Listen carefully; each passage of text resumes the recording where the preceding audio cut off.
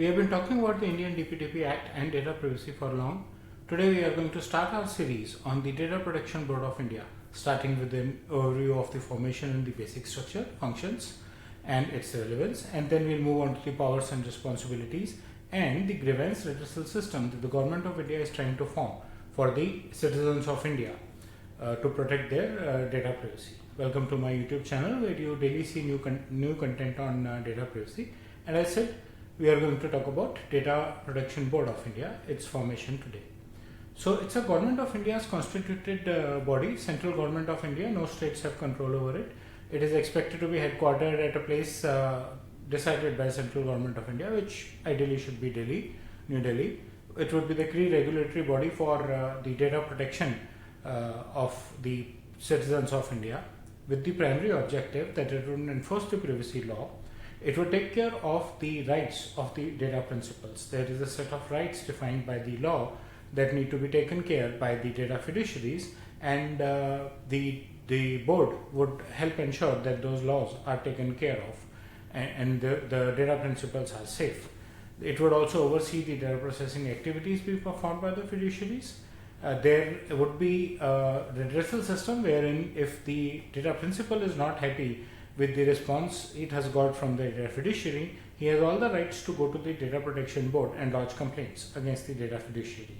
Data fiduciary's job to oversee the activities and accept those complaints, work on them, resolve them to their best transparent methods according to the law. So the board is expected to be fair, transparent in all data processing activities and protect the rights of the data principals, data subjects or the citizens of the country of India. Automatically that all will make sure that the fiduciaries are compliant with the Indian DPDP Act 2023. The structure of the board would top level start up with the chairman and would have some members in the board. The exact numbers are not yet defined. The chairman and the members of board would be appointed by the Central Government of India. They are expected to have knowledge and experience in the field. Which fields? Data governance and administration, and it's talking about data, right? Implementation of law and other rules, guidelines that would come from time to time. Consumer protection and dispute resolution when it comes to a complaint from a consumer, and their term would be around 2 years time. They can be reappointed, but as a standard they'd be appointed for 2 years, paid a salary as decided by the board and by the Central Government of India, and reappointed every 2 years. They are allowed to appoint officers and employees further and create their own team with pre-approval from the government, so that a complete structure is available for the citizens of the country to go and talk to, and all the employees and the officers and the chairman of the board and the members of the board would be treated as public servants for the citizens of the country.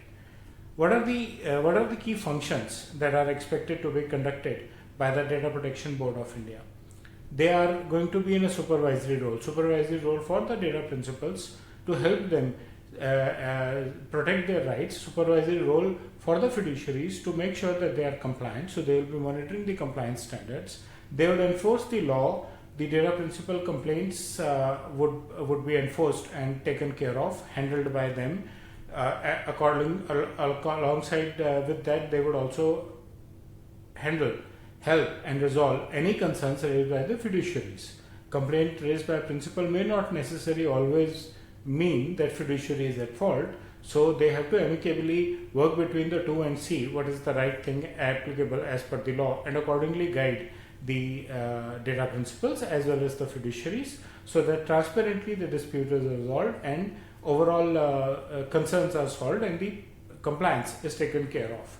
The interest of both the parties is protected, and they should act as an advisory for everyone, including government, including the citizens, including the organizations, the fiduciaries, because they are the ones who are going to issue the guidelines on the compliance, and they are the ones who are going to define the best practices in handling data protection across the country. The importance of having this board, a bit of differentiation for different people. For data principals and individuals, they are the regulators who are going to handle their concerns. So if I have a problem with a company who is processing my personal information and is not answering me to my concerns, then I know that I can fall back on the Data Protection Board of India.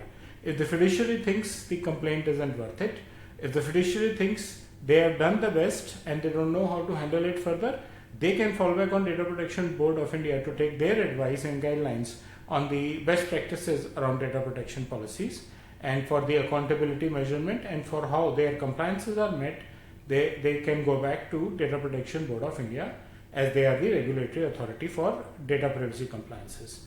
And for the Government of India, well, this is a law enforcement agency which is going to enforce the privacy law, the Indian DPDP Act, for the nation, and of course that has numerous benefits for the fiduciaries as well as principals. And if the fiduciaries and principals are happy, the government has done their job, right? So the government is appointing the Data Protection Board of India with the idea that the citizens are happy with the way their data is handled, and the fiduciaries are guided from time to time to ensure citizen happiness, as well as to ensure that they are compliant with the global as well as national norms of the data privacy. And the board is the one who is going to align the data processing practices in the country with the international standards, because the data is definitely going to move in and out the country also, right? So cross-border data transfer is also to be handled. So that's about the overview of Data Protection Board of India.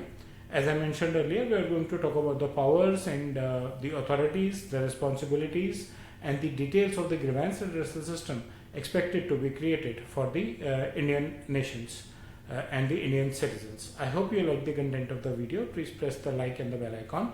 Subscribe to my YouTube channel if you have not already done that, and share your feedback in the comment section. Thank you.